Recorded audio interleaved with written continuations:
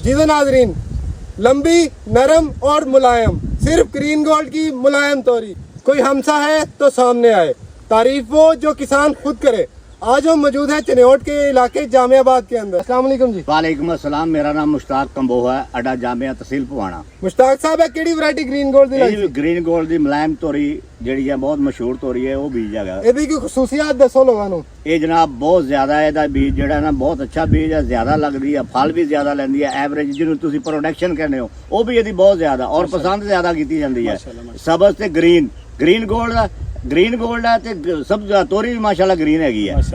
ਤੇ green gold ਦਾ ਵੀ ਇਹਦੀ average ਜਿਹੜੇ ਲੋਕ ਕਹਿੰਦੇ ਨੇ ਜੀ ਸਾਡੀ ਤੋਰੀ ਨਹੀਂ ਉਤਰਦੀ, ਬਰਾਏ ਮਿਹਰਬਾਨੀ ਉਹ ਆਪਣਾ ਖਾਦ ਦਾ ਇਸਤੇਮਾਲ ਕਰਨ, ਉਹਦੇ ਵਿੱਚ ਜਿਹੜਾ ਸਪਰੇਆਂ ਦਾ ਇਸਤੇਮਾਲ ਕਰਨ ਤਾਂ ਕਿ ਉਹਨਾਂ ਦੀ ਪੈਦਾਵਾਰ ਵੀ ਵਧੇ। Green gold.